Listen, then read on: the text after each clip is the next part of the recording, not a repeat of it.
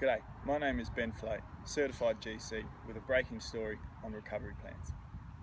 Australia is a continent of massive biodiversity with 15 biodiversity hotspots, one of which is internationally recognised. The Australian Government recognised the need to protect and conserve these systems and the species within them from the global mass extinction event which is currently decimating species left, right and centre. In 1999, the Australian Government implemented the Environment Protection and Conservation Act. However, only a quarter of all species listed within this Act have recovery plans in effect. A recovery plan is the go-to in a biologist's toolbox.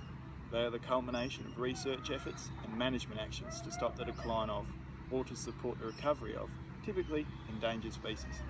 So far, the Australian Government has spent near $2.5 billion on conservation efforts. But are these dollars proving to be a successful investment?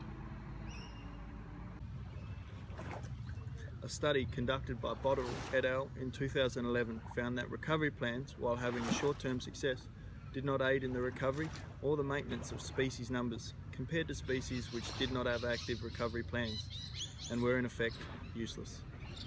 Many recovery plans have shifted through the ages from single species to multi-species recovery plans as people now recognise the importance of species interactions. Another study by Taylor et al. In 2011 in the United States found that the recovery plans did aid in long-term recovery, but the shortcomings by Botterill in Australia were because of the lack of long-term data. The current weaknesses identified in multi-species recovery plans are still the poor planning structure, the lack of measurable and achievable goals, and an inconsistency across plans within Australia. Moving forward, in the bid to save the Australian flora and fauna from extinction, recovery plans need to improve.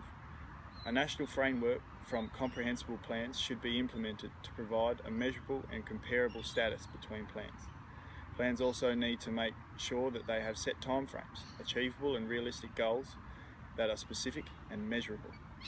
The movement from a single species plan to a multi-species is a step in the right direction, but now plans need to incorporate the landscape as well as the species themselves.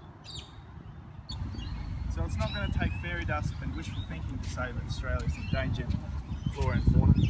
What it's going to take is a paradigm shift from multi-species recovery plans to a landscape-based approach.